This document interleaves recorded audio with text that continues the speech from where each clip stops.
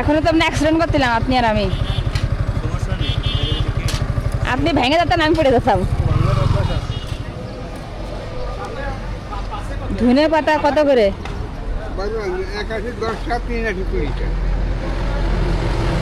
আমি যদি 3 আটি 60 টাকা দিই তাহলে কয় টাকা লাভ থাকবে? আর 3 আটি 20 টাকা দিলে কয় টাকা লাভ থাকবে? আপনি নিজে চাষ করেন? আপনি কৃষক? এই জমি কি নিজের নাকি? হ্যাঁ, কয়টি আছে? আপনি গরিব আমিও গরিব, জানি আপনার দুঃখ বুঝি আমি, দুইজনই গরিব। যে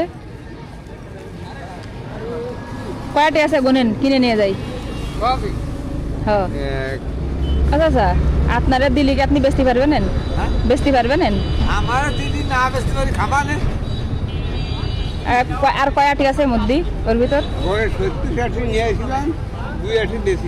মাত্র ক্যালকুলেটার কে চাপ নাই? 70 আটি একদম গরিব। আপনার তো চাকরি বাকরি 350 টাকা হচ্ছে। হ্যাঁ, কয় টাকা দেবো আমি? আপনি একটু আমাকে বেশি দেবেন না, আমি চাইই নিচ্ছি।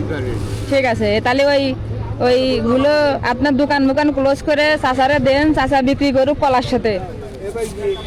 এই যে ধরেন,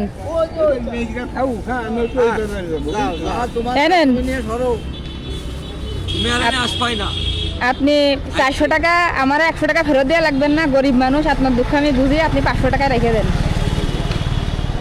ঠিক আছে? ব্লেজারটা কিন্তু সুন্দর হয়েছে।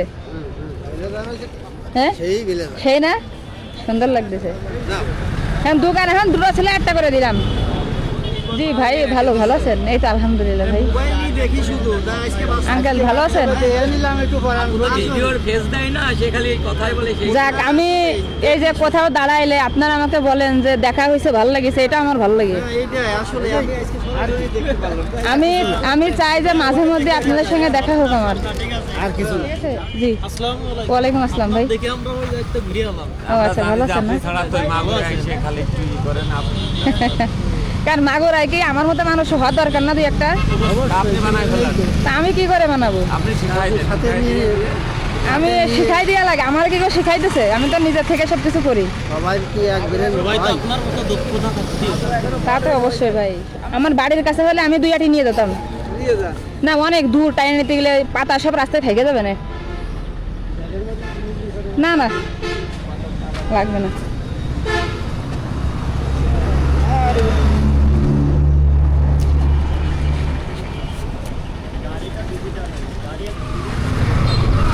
হ্যাঁ ঠিক আছে,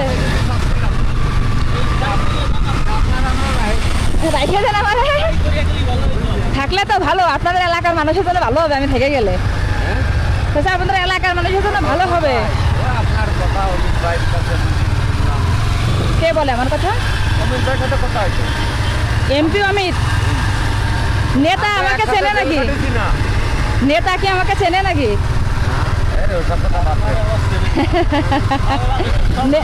নেতা আমাকে চেনে। আমরা তো আপনার পিছন সাইড দিয়ে চলে এলাম।